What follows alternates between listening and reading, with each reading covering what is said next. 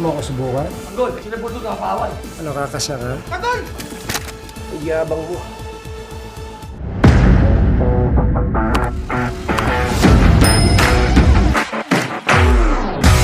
Dumating si Tanggol sa mansyon ng mga Montenegro at sa wakas, nagkita na sila ni Don Julio. Halata sa mukha ni Don Julio ang pananabik habang tinitingnan ang kanyang apo. Sa harap ng lahat, ipinahayag ni Don Julio ang kanyang plano. Lahat ng kayamanan at kapangyarihan ng mga Montenegro ay inihanda para sa kanilang tagapagmana. Habang nag-uusap, pinilit ni Ramon na iparamdam kay Tanggol na hindi na siya mag-iisa. Wala na siyang dapat hanapin pa dahil ngayon may tunay na pamilya na siyang handang tanggapin siya.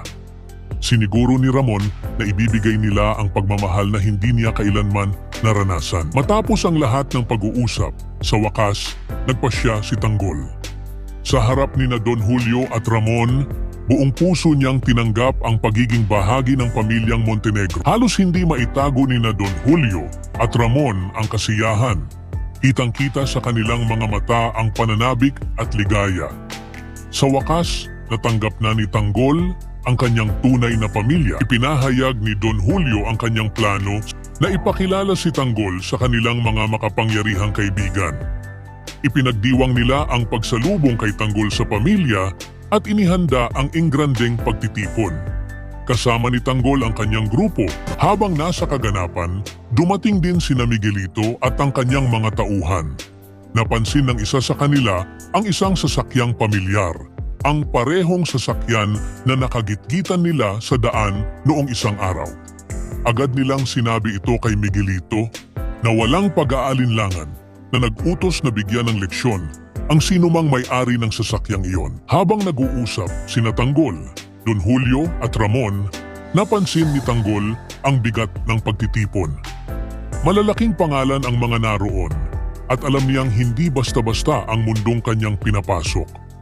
Ipinaliwanag ni Don Julio na inimbitahan niya si Tanggol upang ipakilala siya sa mga ito. Sa labas ng gusali, nagsimula ang tensyon sa pagitan ng tauhan ni Tanggol at ng mga tauhan ni Miguelito. Mabilis na nagkasagutan at bago pa man mapigilan, nauwi ito sa isang matinding suntukan. Biglang dumating si Miguelito, halatang galit. Sa isang sigaw, pinatigil niya ang kanyang mga tauhan sa bugbugan. Nang makita niya si Madonna, agad niya itong hinarap at hinamon. Isang tauhan ni Tanggol ang nagmamadaling sumugod sa loob ng pagtitipon upang ipaalam ang nangyari. Wala silang inaksayang oras at agad silang nagtungo sa pinangyarihan ng away. Pagdating ni Tanggol, nadatnan niyang nakatutok ang baril ni Miguelito sa isa sa kanyang mga tauhan. Agad siyang nag-init at walang pag-aalinlangan na sumugod. Sa isang mabilis na galaw, inagaw niya ang baril mula kay Miguelito at itinapat ito sa kanya.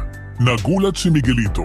Hindi siya nakagalaw at napatigil ang lahat sa paligid at sa sandaling iyon, natanto ni Miguelito na hindi basta-basta ang taong kanyang kinasasagupa. Habang lumalalim ang kwento, mas nagiging komplikado ang buhay ni Tanggol.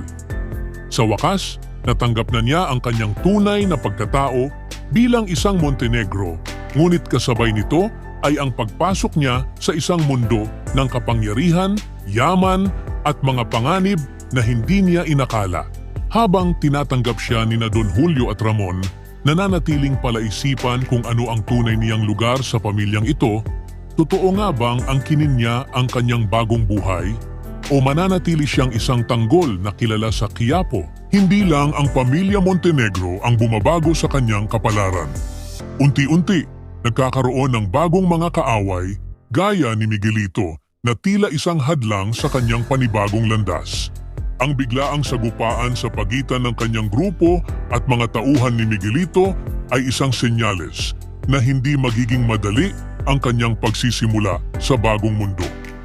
Ang tensyon ay tumataas at walang kasiguraduhan kung sino ang unang bibigay o kung ito pa lang ang simula ng mas malaking laban. Sa kabila ng mga tagumpay na natamo, marami pang tanong ang naghihintay ng kasagutan.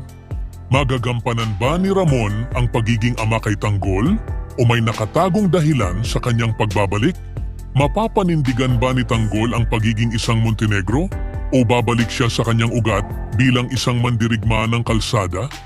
At higit sa lahat, sino ang tunay niyang mga kakampi?